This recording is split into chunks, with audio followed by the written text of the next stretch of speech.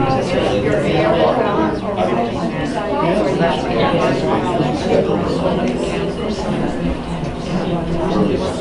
right. Hello, good afternoon, everybody. We're going to get started in just a minute here, but I just wanted to get started by, my name is Caroline. I work at Chik-Wauk Museum and Nature Center. I'm a naturalist there. And I just wanted to welcome all of you from coming near and far for our presentation today, and also wanted to give a shout out to Visit Cook County and also the Gunflint Trail Association. Without their support, we wouldn't be able to provide this awesome presentation today and also in the future. We have presentations all summer and going into the fall. So if you are interested to see what else we have in store this summer, you can check out our website. Next week on Sunday, we have a presentation. We have Sam Gaida coming to tell us all about gulls, burls, and brooms. And if you don't know what that is, you should come to the Nature Center next week. But I'm getting a little ahead of myself. So today we're all here for none other than Theodore Roosevelt. Theodore was born in 1858, and he served as the 26th President of the United States from 1901 to 1909. And we can thank him for lots of things, like having labels on our food, safe meat processing and packaging, and for setting up the United States to be a world power and a peaceful world power going into the 1900s. So without further ado, let's give a warm welcome to Theodore Roosevelt. Thank you so much. Well, it is a delight to be in front of you today. I can't tell you how wonderful it is. As a matter of fact, I want to tell you how wonderful it is. Is there anyone who traveled farther than Houston, Texas to come here today? Well, the family back there came all the way from Houston. So let's give them an applause. And I told them, I said, you know, I do come to Houston. You don't have to travel quite so far next time. But I do really appreciate you. You know, today I'm going to be speaking about my favorite subject, me. Well, of course, my favorite subject, of course, is nature. But, you know, my daughter always said about me, you asked about Alice, she always said, my father wishes to be the baby at every christening, the bride at every wedding, and the corpse at every funeral. But, you know, if we're going to talk about my favorite subject, the first thing we have to discuss is this photograph. I don't know if you're familiar, but during my time, we had journalists who didn't necessarily always tell the truth. It was called yellow journalism. Hopefully you've solved that problem. And of course, this is called a fake news photo. But of course, it is lovely. I do look good on a moose site. But you know, what we're going to be talking about today is our beautiful wilderness, and of course we're standing inside of one right now that I helped create in 1909, the Superior National Forest. There's a picture right here of, hopefully you recognize it, of Pincushion Mountain. And here was the statement that I said about our nature. The conservation of natural resources is the fundamental problem. Unless we solve that problem, it will avail us little to solve all others. You know, I didn't start out as a boy that lived in a cabin like Abraham Lincoln. Matter of fact, I was nowhere near a cabin. I was in the middle of a place called New York City. There I am right there, the handsome man with a terrible disease. I had two, actually. What you now call Crohn's disease. I had a terrible stomach ailment that caused most of my problems as a childhood, but it was also helped significantly by something called asthma. Between the two of them, I never got to spend time out in the wilderness. Well, not until a certain event, which I'll tell you about. But I got to spend most of my time in bed, reading books and doing things. Now, thankfully, I had two very important parents. There's my father, Theodore Roosevelt Sr., the most important man in my life. He had a morality that I've never found matched. Of course, our family came to America well before the United States was even established. They came in a period during the 1650s when they came from a place called Amsterdam into a brand new town called New Amsterdam. And that place was wide open. My grandfather, way back generations, was invited to purchase a small 48-hectare farm. Of course, you probably know that farm today. It's got a different name. Who here has heard of Midtown Manhattan? Needless to say that Roosevelts were a very wealthy family. We were the 7th wealthiest family in all of New York. But in spite of our wealth, I suffered from bad health. Now, my mother was one of the most beautiful women in all of New York. There she is, Minnie Bullock. She was from the South. She came from a place called Roswell, Georgia. My father met her when she was down there. And of course, they came from a slave-owning family. My father was a Lincoln Republican. And I was born just before the Great War between the states, so you can imagine the tension that was happening in our own house. As a matter of fact, my father had decided that he couldn't tell my mother that he had started to form something called the Union League Club with a group of other Republicans to try to help support the Republican Party and end slavery. So my father supported the idea that my grandmother and my aunt would come to New York City, and while my father was at work, they would go down to the merchants and they would buy bed sheets and tear them into small bandages and send them back to the South. Now, because I had my terrible disease, my mother was very concerned, and she said, she brought in doctors of the day, and they said, well, we can't cure young Theodore of his asthma. When does he seem to have his asthma attacks? Well, they always seem to happen in the evening just before bed. He says, well, I know how to solve the problem then. Anytime that he has one of his terrible asthma attacks, let's keep him awake. All you have to do is brew up a big pot of thick black coffee, and he will stay awake and he will not have any asthma attacks. Do we have any doctors or nurses in the room? We have one. Is that a good cure? Sure. Okay. I think we have a quack in the room. No, of course. Now, of course, now you can imagine the coffee did not work very well. My father was suspect of the coffee anyway. So what he decided to do was to purchase asthma cigarettes. Now the idea was that they would open my airways. Well, and I have to be truthful here, he actually did not like the cigarettes. He believed that we should have large cigars. I know, Father, I'm talking about you. Now, the cigars, of course, would open my airways just the same way, but, oops, all right. We're giving it a blessing. That's good. Now, the cigars would open my airways. Now, I want you to imagine me at 4 years old sitting there in my bedroom with my cup of coffee and my cigar. I was miserable. Now, the next solution was even worse. It was something called whiskey. The idea was that if they could knock me out, I could not have an asthma attack. I will tell you that one did work. Now, my father had decided one day that he was reading, and what he had found out was that they were doing something in Europe called the taking of air. So the next time that I had one of my terrible asthma attacks, I'm sure it will come up here. It's thinking. Yes. Our government doesn't produce these things like they used to.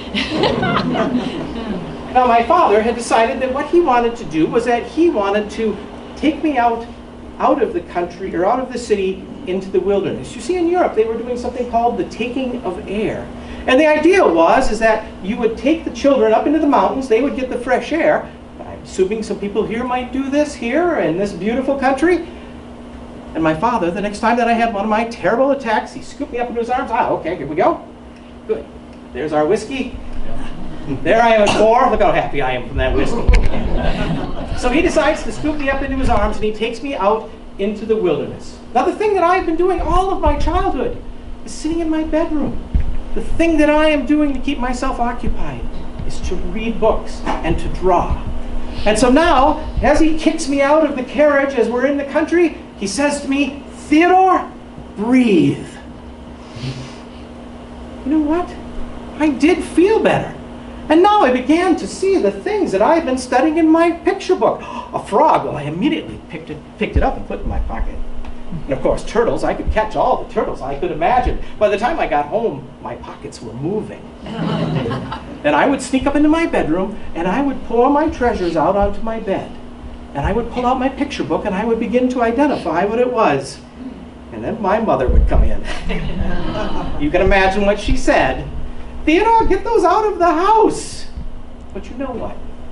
Those were the most important things I had ever found in my life before. And my father knew it. He went down to the basement. He brought up clear jars, and soon I was able to label their specimens and put their scientific name on them. As a matter of fact, my father knew how impressed I was by it, but he soon assigned me tasks. Now, here's my viewpoint once I became president from that experience. If a given community unchecked, popular rule means unlimited waste and destruction of the natural resources, soil, fertility, water power, forests, game, wildlife generally, are rights belonging as much to subsequent generations as the present generation. What I was finding as a little boy is that our trips to go out to the wilderness were getting more difficult. There were less places for me to go out and explore, to discover those frogs, to discover those toads. And my father was very adamant that I needed to do so. As a matter of fact, my uncle lived right next door to us. His name is Robert B. Roosevelt, Democrat, was part of the Congress at one point, but more importantly, he had a menagerie in his backyard. He had it filled with all sorts of animals. And I would go there every day. There was a monkey, there was a milk cow right in New York City, and I would go and explore these things. And then my Uncle Robert was a fisherman. We called them anglers. And he would come back and he would tell me, you know, Theodore, there are less and less fish. Every time I go out there seems to be even less fish than the time I was before. Well, he decided to go to Europe and study. And he brought the concept of fish hatcheries to New York. He is known now as the father of the fishes. The idea that the Roosevelts could do something important was not lost on me. And I decided that if I got to be of any man of power, that's what I wanted to do. I wanted to follow in my Uncle Robert B. Roosevelt's footsteps. Now, my parents encouraged me. Of course, I couldn't go to public school, so they would say, write a report. Tell us more about what you're learning, Theodore. And I would write more about the blackfish. And I would describe it and draw pictures. And then one day, my father said to me, Theodore, I want you to go down to the farmer's market with your sister and purchase some strawberries. It's a young little squirt of about 9, and I was holding my sister's hand, and we were walking through, and in the market, they had something called a fishmonger. That's a person who sells fish, and they had all their fish mounted on ice, and I'd seen plenty of fish in my day. But down on the ground, in a large wooden plank, he had something I had never seen before. And my eyes became the size of a saucer. I ran over to it. I picked up a piece of string that was in my pocket, and I took a rough measurement, and I always carried a little sketchbook so I could sketch it. And when I ran home and I looked it up, what that man had was a harbor seal.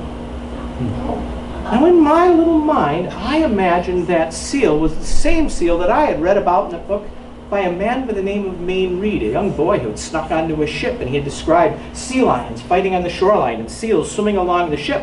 And I wanted to study that seal in the very worst way.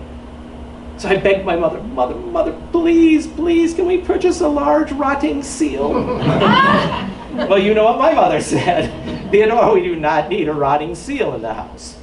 But I would go back day after day, admiring that amazing creature, learning how it used its flippers to move through the water and how its whiskers were used to find food. And then one day when I went back, my little 8-year-old heart was broken, for it was gone. But you know what? That fishmonger knew how important it was to me. He did the most decent thing any adult could ever do for a child. He took the head of that amazing creature and he took his giant cleaver and he chopped it off. And he wrapped it into a towel. And he handed it to me.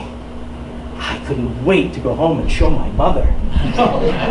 As I ran, the meat was falling off of it. The blood was soaking up into my sleeves. It was the most joyous day I'd ever had. And as I got to the front door, I was so sticky, I couldn't quite figure out how to open it. I finally had to pound on it with my foot. And as I did so, my brother opened the door, and at the top of the stairs stood my mother, and I held up my hands wrapped in a bloody towel, and I said, Mother! And she fainted. Yeah, then we woke her up, and then we boiled it down, and it became my most prized possession. Phoca vitulina, the harbor seal. I put a small tag on it. I called it specimen number 1 in what I referred to as the Roosevelt Museum of Natural History.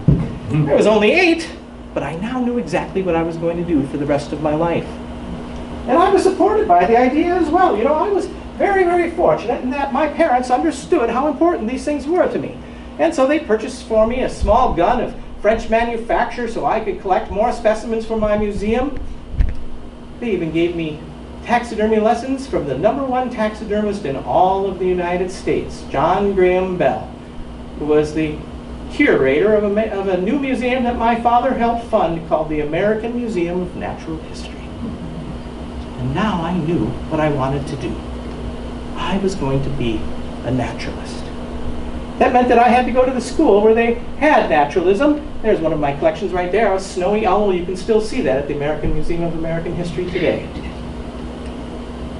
But you know what I needed to do? In order to go to school, I had to fix my body. I told my father, Father, I wish to be a naturalist. And he said, Theodore, you read all of the time, you have the mind, but you do not have the body. If you expect to go where your mind can take you, you're going to have to build your body as hard as you have built your mind. It is going to be a difficult and arduous task, but do it you must. And I said to my father, I can't. My father said, Theodore, that's the wrong way to think. Believe you can, and you're halfway there. You know, I began to think about that. Every time that I had failed, I had pretty much convinced myself I was going to fail. But every time I succeeded, it seemed like I was always willing to put a little extra effort into it. So, as my father told me to pick up those weights, I picked up those weights and I got stronger. I got strong enough to go to my very first public school, Harvard University. One of the places where I could study to be a naturalist. It was at Harvard that I learned a lot of lessons. One of them, the number one key to success in life. Knowing how to get along with people, building friendships. Soon I had friends all over campus, and I was invited to go to all of the different dances and to join all the different things. We have a gentleman out there, you can come in. I don't think he can see me, you can come in. Yes, absolutely. We always take a vote. It's always good for an extra vote. Come on in. And so I decided that I was going to be popular at Harvard. I had friends now for the first time in my life. The second thing that I learned at Harvard was something that I didn't want to learn about: sorrow. My father unexpectedly died of cancer. He had been diagnosed only 2 weeks later. By the time I found out, I could not even get home in time. I had to see him dead in his bed by the time I got home.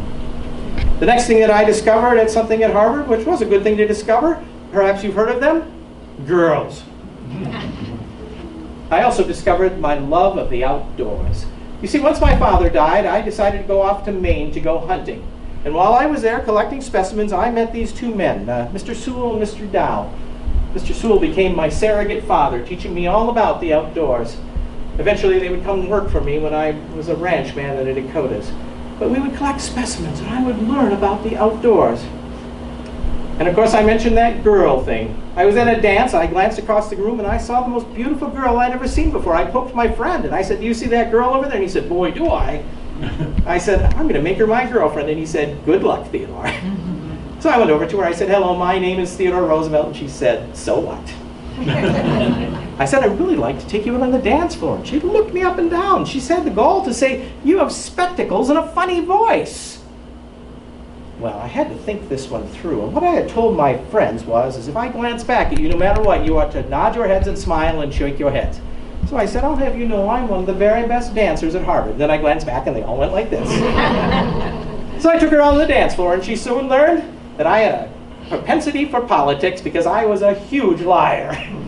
But you know what? She decided there was something sort of special about this young man that would take her on the dance floor and have that much support. So I eventually asked her to be my girlfriend. And then I asked her to be my wife. And she agreed after the 10th time.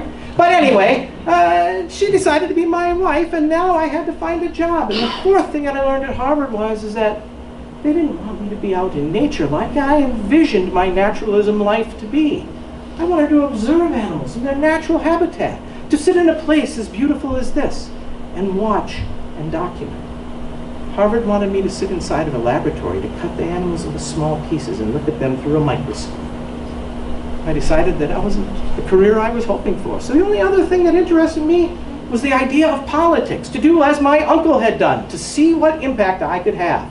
And so I ran, youngest man ever elected to the New York Assembly. As a matter of fact, they said they had 121 and a half members. You know who they thought was the half member? Me. But you know what? I decided that being a politician fit me well. As a matter of fact, I didn't care what the Republican Party wanted me to do. I wanted to do what was morally correct. And they didn't quite know what to do with me, but the newspaper men did. They followed me everywhere. "Theodore, what do you think about this? Theodore, what do you think about that?" Soon I was splashed all across the newspapers of New York. And now I had decided that as I traveled back and forth that I was going to do something. I went back home because I had my wife living with my mother to care for her since she was a widower. And as I went home one weekend, she said to me, "Theodore, I have exciting news. You're going to be a father." I thought about it. My goodness, a father. My goodness, when am I going to have time to go on all these adventures I want to go on? So I asked her permission. Alice, please, please, please, I want, since we have this new house being built, I want the head of the largest animal in all of America on the wall. She said, Theodore, go have your fun. What am I going after? Oops. One of those.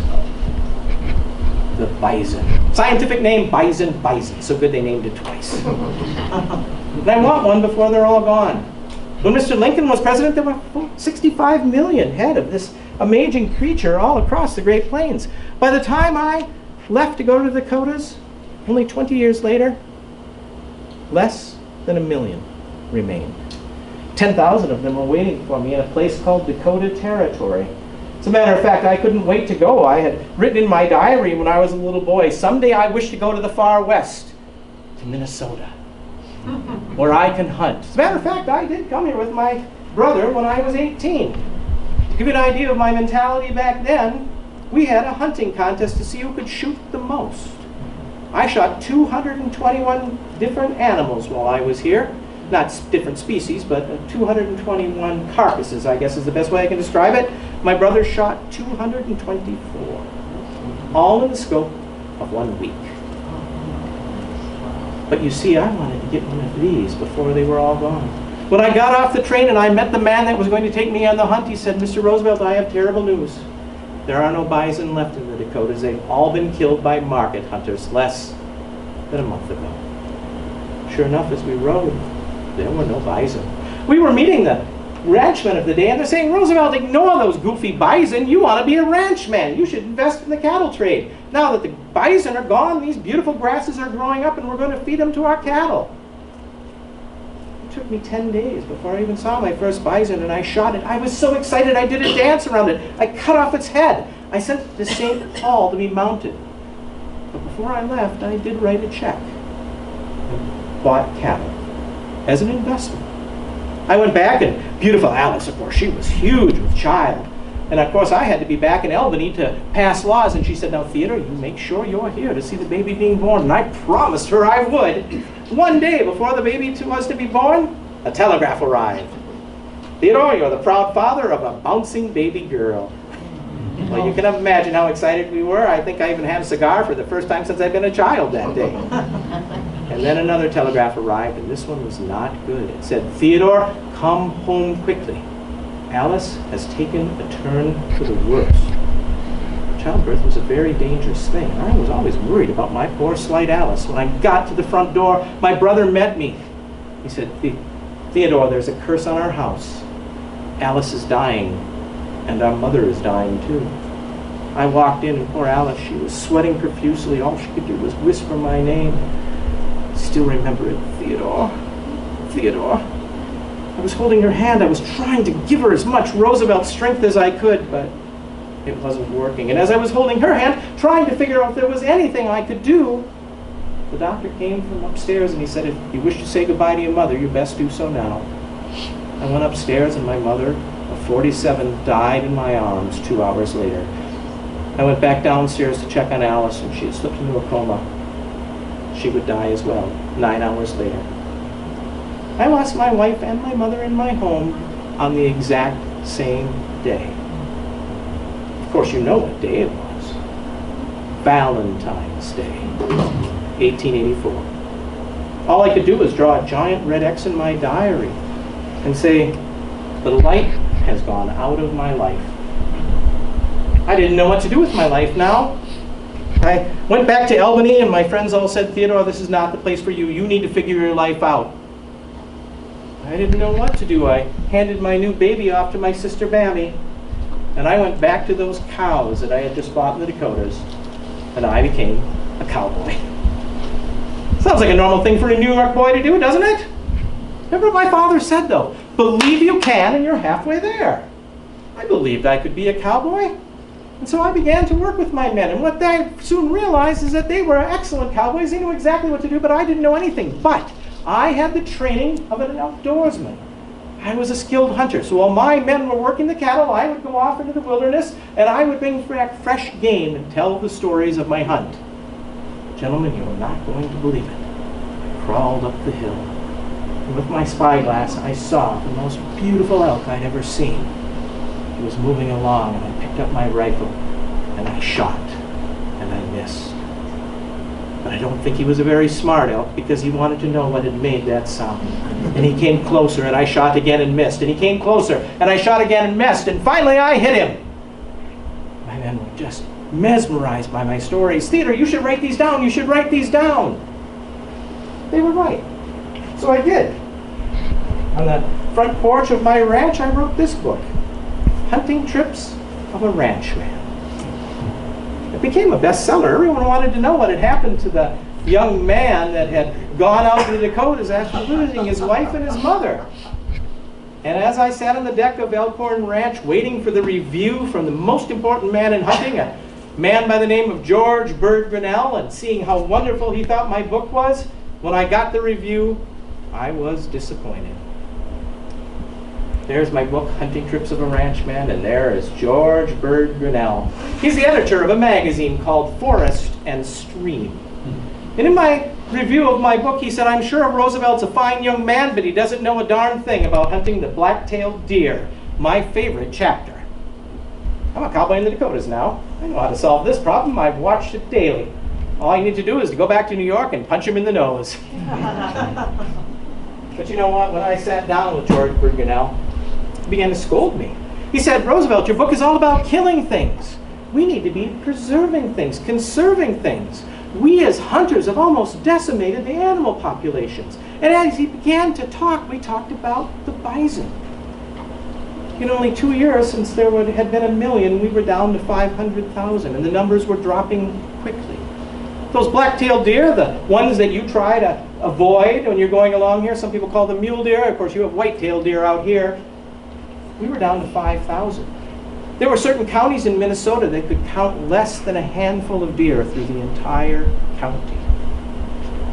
25 million to 5,000. And every population of animal that we discussed had those kinds of losses.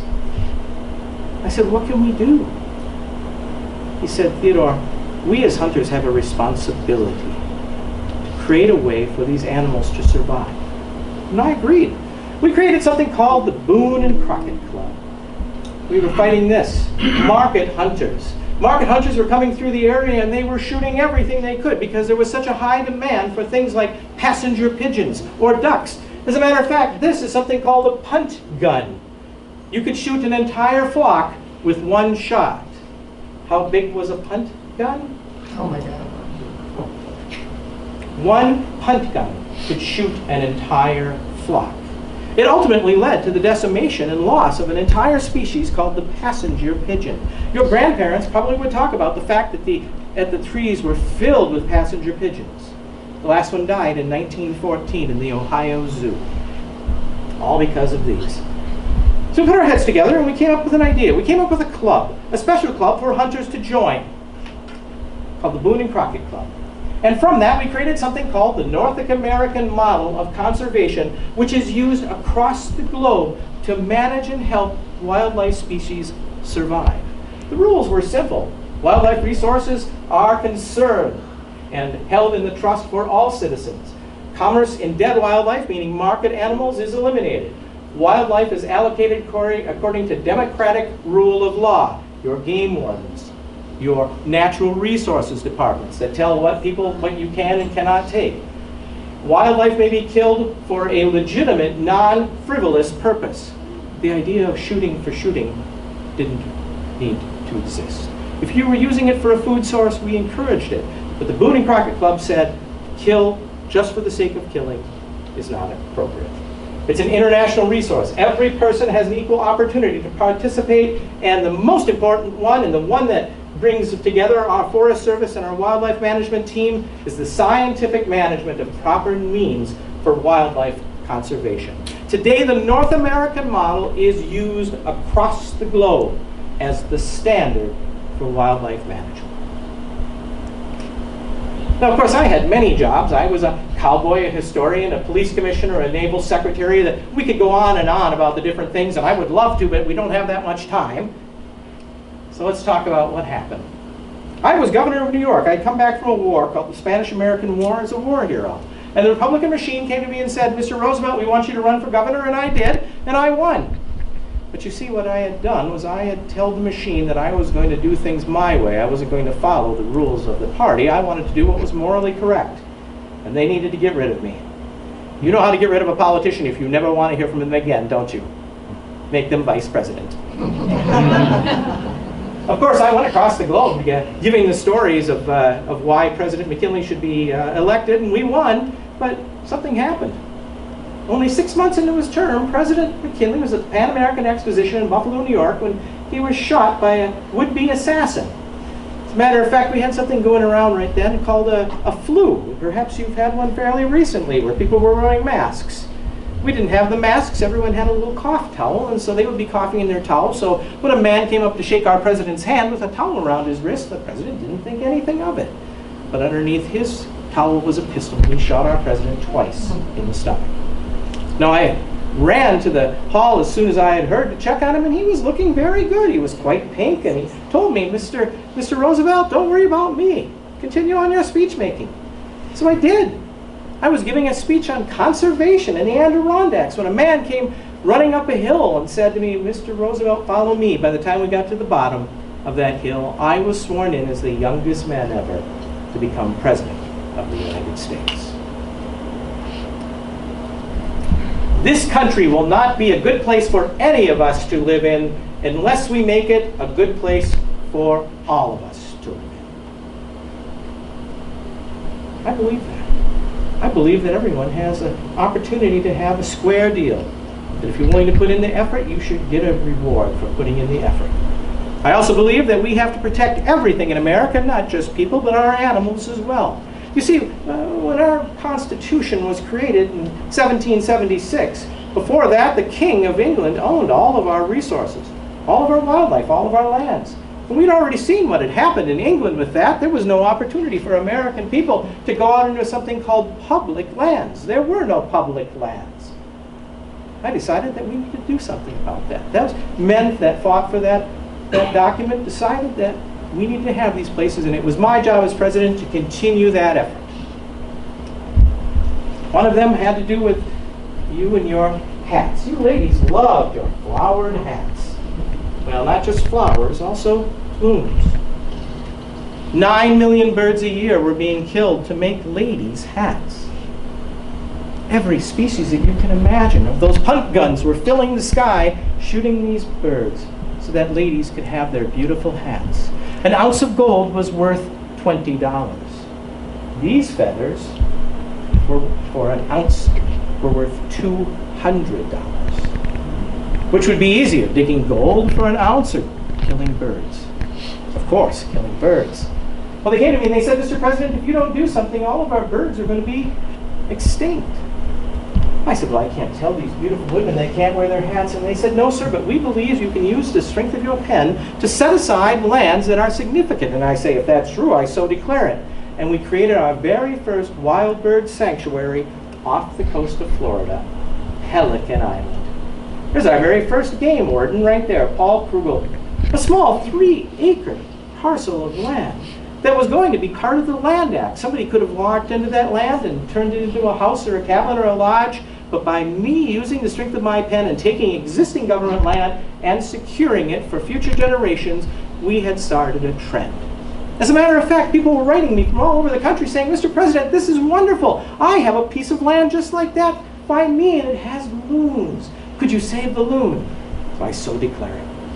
I would create 51 wild bird sanctuaries all across our great country, and 4 large wild mammal sanctuaries as well. Of course, there it is today, created March 14th, 1903. Today we call those our National Wildlife Refuge System. And there are well over 500 of them, all protecting our wonderful birds. Now, of course, during my time, we also had something called dioramas. Do you realize in 1901, when I became president, there were less than a dozen zoos in the entire country. Most of our animals were displayed this way, in dioramas, like I think you have something called cabela's or something that I've heard where they have these types of things, stuffed animals in them. Well, we had the same thing, but this is how we had showed people how important these animals were. The theory being, if you took one of these bears and you put them in a museum, everyone would agree that that was an important animal and we must keep it safe. And of course, it's much safer than bringing people out in front of the bear and letting the bear maul them, so it made sense. But of course, it was a sacrifice to the animals as well. But it still happened even when I was president. I was invited by that man, Mr. Collier, to go on a bear hunt for the Smithsonian Institute to collect something called the Mississippi black bear. I don't have an actual black bear here, so I hope we can use our imaginations for a moment. Hopefully no one's frightened by this bear. Good, good, good. Well, this is what I'm going after, is the Mississippi black bear. Now, for you who don't hunt bears, the way that it works is quite simple. You use something called dogs, and the dogs run out and they go into the woods and they find the bear, and the hunter goes behind and he finds the bear as well and shoots the bear. Now, in this particular case, Mr. Collier, this man right here, as you can see, has very specially trained dogs, and his dogs go out into the woods and bring the bear right in front of the hunter. So he said to me, Roosevelt, you stand right here with your gun, and I'm going to send the dogs in, and they'll be right in front of you. So I did just as he said. I stood my ground, and I heard the dogs go off. Woof, woof, woof, woof, woof, woof, woof, woof, woof, woof, woof, woof, woof. Soon I heard nothing at all. I stood there for quite some time. No bear arrived. This went on for 2 days. By the third day, I said, now see here, Collier, I'm a busy man. I must either get a bear or go back home. He says, Mr. President, I have a good feeling about today. So I heard the dogs go off. Woof, woof, woof, woof, woof. Well, I finally got hungry, and as you can see, I did not miss very many meals, so I decided to go to lunch. Well, you know what happened, don't you? The bear came out of the woods exactly where Collier said he would be. Well, I was having lunch with the newspaper men, and Collier was expecting a gunshot, and none occurred. So he sent a rider, go find Roosevelt and tell him that we have his bear. Well, the rider came in, he was very excited. Mr. Roosevelt, sir, come quickly, sir, we have gotten your bear. Well, I jumped on my horse, and the newspaper man rode out with me. In the meantime, though, this bear wanted to go back home, so he kept working his way back towards the woods, and the dogs kept blocking their way, and dogs would nip at him, and he would nip back, and finally, he nipped at one of the dogs, and he shook the dog, and he killed the dog. Now, this is the way Collier makes his living. He cannot afford to lose even a single one of his valuable dogs. But he can't shoot the bear because that was my job. So he thinks for a moment, he takes the butt end of his rifle, and he hits the bear over the head, and he knocks him out. And then he grabs a rope and he ties the other end around a tree and around the other end around the bear. When I came into the hunt site, there's this poor bear tied to a tree with a rope around his neck, and he proudly presents it. Mr. Roosevelt, here's your bear to shoot. Well, of course, you know about the fair chase doctrine of the Boone and Crockett Club. I said, I cannot shoot that bear. That would be unsportsmanlike. Well, the newspaper men are with me, and they begin to write the story about the great hunt and Mr. President. Now, of course, they did not have a photographer along, so they hire a cartoonist by the name of Mr. Berryman. And there's the picture that they draw of it, drawing the line in Mississippi. The president would not shoot the bear. And of course, you can see the poor little bear with the rope around its neck. When I got back to my office, I had letters stacked as high as you can imagine that all said basically the same thing. Dear President Roosevelt, what a fair man you are that you did not shoot that poor innocent little bear. And then there was a box. Then I opened it up and out popped one of these. It had a little pin tapped to it, and it said, Dear President Roosevelt, my name is Mr. Mitchum, and I am a manufacturer of small stuffed children's toys, and I would like to name my toy in honor of you and your bear hunt. Well, of course, I said, I have no problem with anyone using my name for commerce, but I doubt anyone's going to buy a small bear named Roosevelt. They didn't, though. What did they buy? Teddy's bear. So now you know that the teddy bear is named after me, Theodore Roosevelt. You know, this was an important conservation message. As a matter of fact, in 1904, if you had a little teddy bear pin on your lapel, it told people that you understood the importance of conservation and that you were voting for me. That bear became a symbol. Later on, of course, the Forest Service picked it up and used it as something different, didn't they? Smokey the Bear. Now, there were other people that were as influential as I was. There's a man right there called the father of the national parks, Mr. John Muir. He was from Scotland. He had invited me to go on a hike with him in a place called Yosemite. He said, Mr. President, I need you to come and help me. So he and I went, and we stood upon the top of a rock with the photographer, and I said, you have 4 shots to take, and we are off. We went off into the wilderness for 3 days together, and he told me about his love of the giant trees, what I call the cathedral that God has created that man could never recreate. We woke up in the middle of the night. We had 6 inches of snow on our bellies. I shook it off and I said, "Isn't this bully fun, Muir?" And then I warmed him up because he was a very slight man. But what he had taught me was the importance of national parks, to continue to spread them. So I went back to Congress and I said, we need many more national parks. And Congress agreed. As a matter of fact, I would go on to create 5 national parks. But I want you to notice something here. National parks are created by Congress. What Congress can create, Congress can take away. We all know, of course, that Yellowstone was our very first national park, made while Mr. Ulysses S. Grant was president. Does anyone here know what our second national park was? Any guesses? Some of you may have been there. Mammoth Caves. Mammoth Caves, good guess. Grand Canyon. We'll talk about the Grand Canyon. It was not, but great guess. Who here has been to Mackinac Island? Did you know that was our second national park? No. It's not a national park anymore, isn't it? Because what Congress can create, Congress can take away. Of the 5 national parks that I created, only 3 of them are still national parks. Wind Cave, Mesa Verde, and Crater Lake. The other 2 have been converted, one to a national game refuge and another one to a national recreation area. Why this is important is exactly what somebody said. I had gone to the politicians in Arizona and said, I want to save that amazing hole in the ground that you have. Man can only mar it. And they said, Mr. President, the business people need those resources. See, the Colorado River washed all the topsoil away, leaving it exposed. And they were beginning to move steam shovels in so they could dig it all out. And I didn't know what to do. I had gone to the congressman and they said, we are not going to protect the Grand Canyon. And I thought, goodness, what can I do? And then I had a brainstorm. I remembered what I did with those animals. What if I could create a new law that allowed me to take existing pieces of land that had either historical or other purposes and protect them into something new? But I couldn't go back and save the Grand Canyon. I had to find out something that nobody cared about. So I created something called the Antiquities Act. It establishes the first general legal protection of cultural and natural resources in the United States. No one cared about that little tower. Who here has been to Devil's Tower? Good hands. When I went to the Congress and said, I want to enact this new law and I want to save our very first national monument, Devil's Tower, they said, go ahead, Mr. President. That's so far out there, no one will ever visit it. We don't care. But I had set a precedence. And now I could save that Grand Canyon.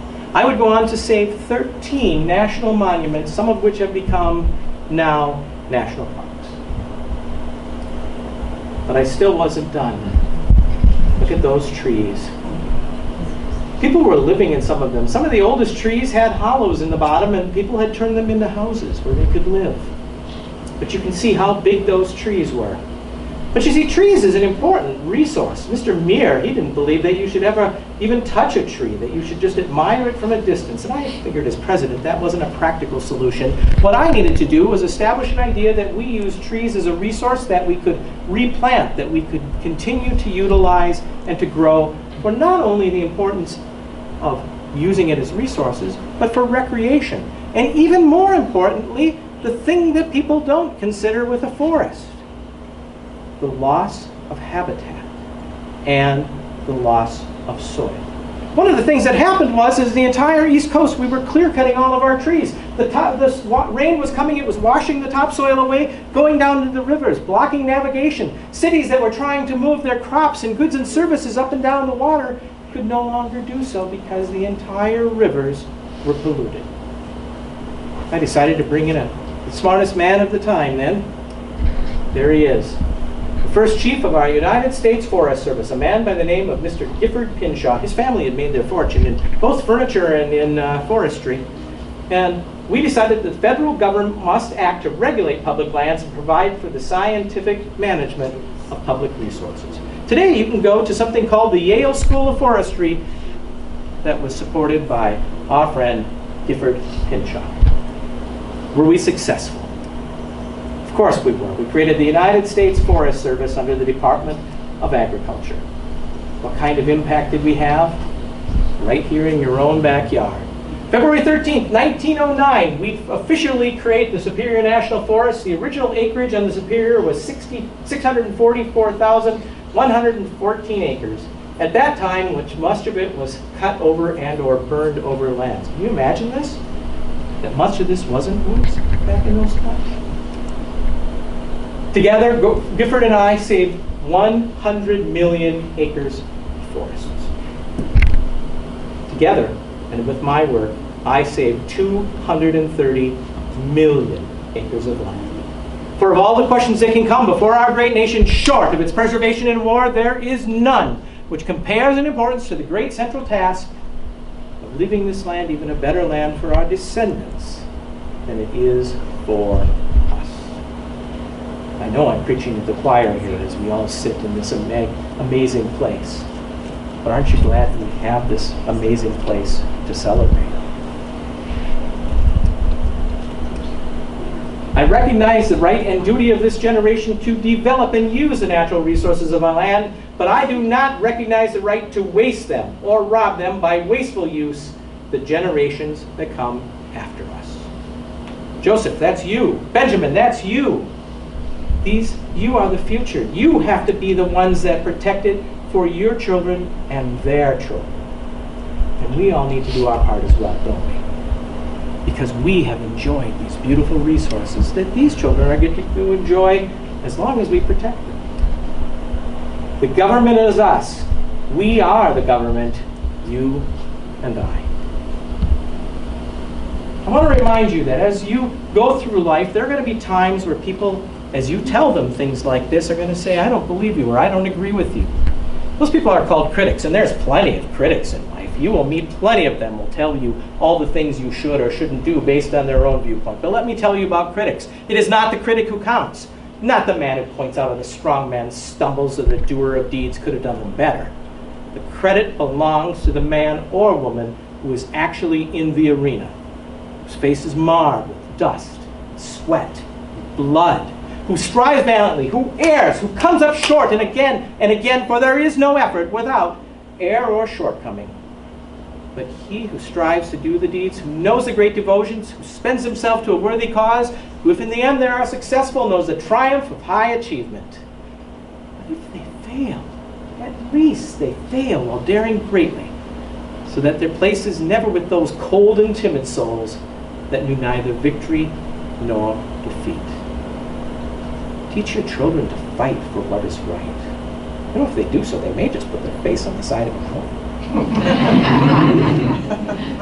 Thank you so much, ladies and gentlemen, for coming out today, for enjoying this beautiful day together, for being Americans, the greatest country in the world. We are truly blessed as long as we recognize that we have been given these blessings. Let's share them together. Let's shake our hands and become part of a congruent, happy America. God bless you all for coming out today. I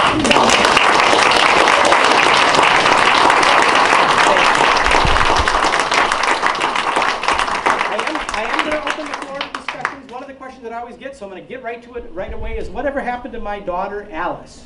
So my little baby was handed off to my sister, Bammy, and I would eventually run into my childhood sweetheart, a girl by the name of Edith Carew, and we would have 5 children together, and we would integrate my very first child back into our family, Alice. So when I got to the White House, we had 6 children in the White House, Alice, who was 17, down to my youngest, Quentin, who was 2.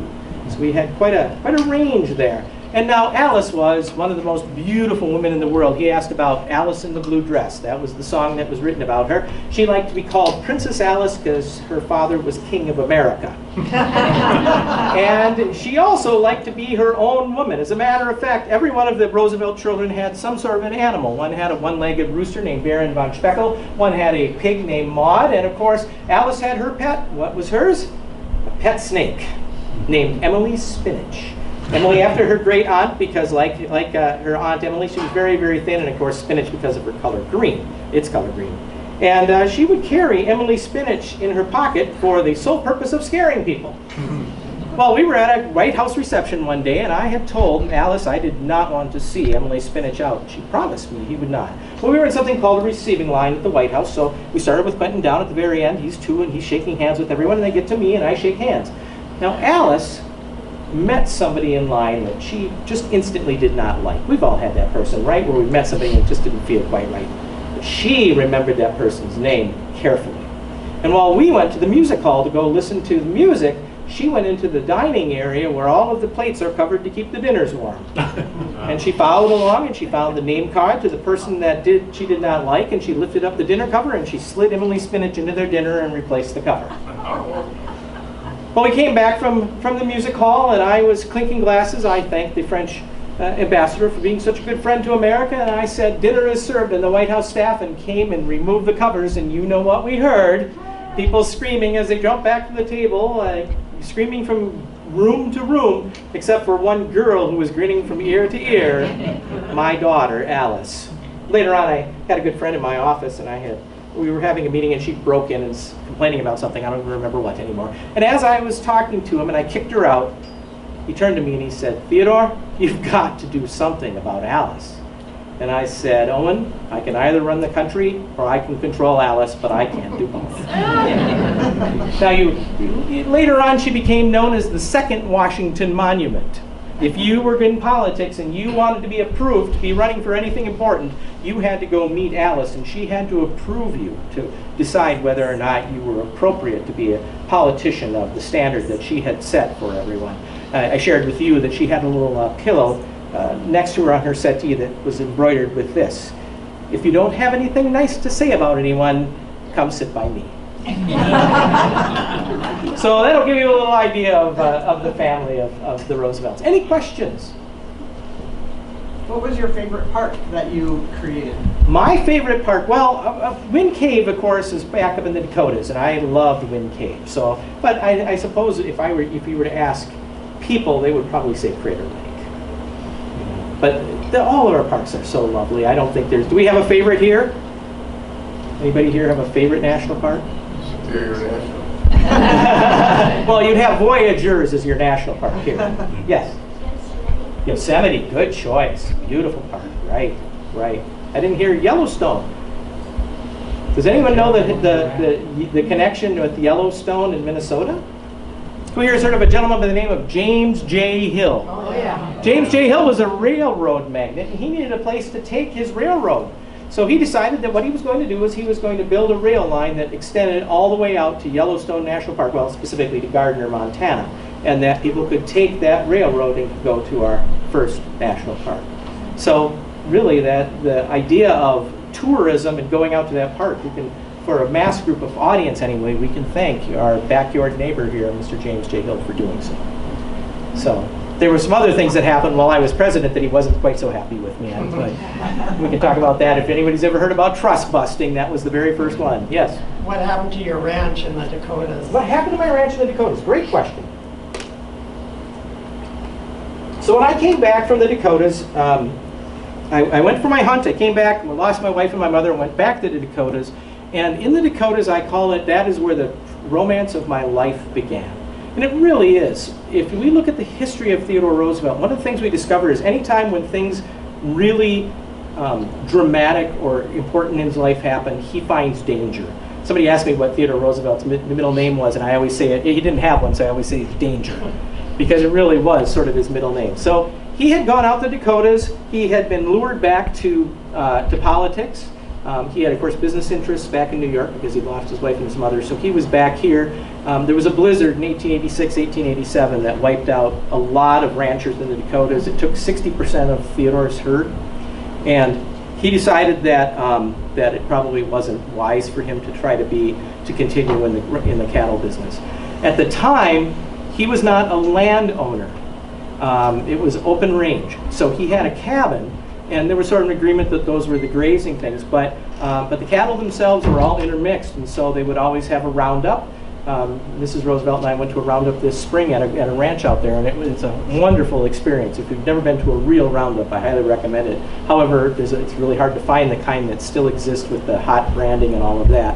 But they would bring all their cattle together. They would brand, figure out, kind of separate everything out, brand them. You mean they had to sort them? Oh yeah, absolutely. Yep. If they weren't branded.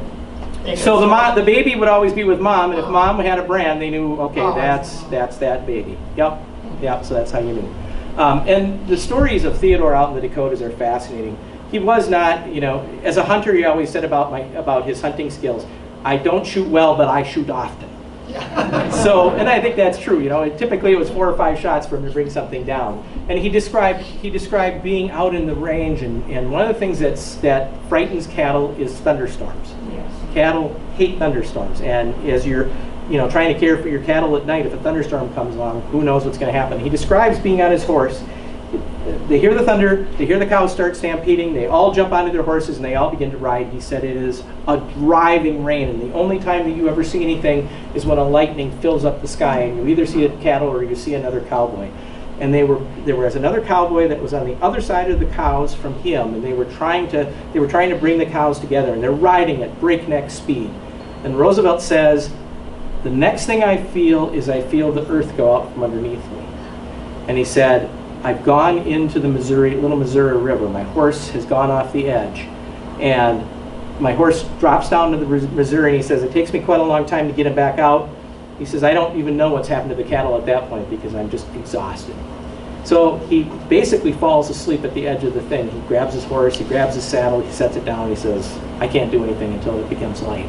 The next morning, he's riding back to where they had started the camp, and they've kind of gotten the cattle somewhat organized. And he comes upon the guy that he was riding against, carrying his saddle. And the man, as he was riding, his horse hit a tree and killed itself.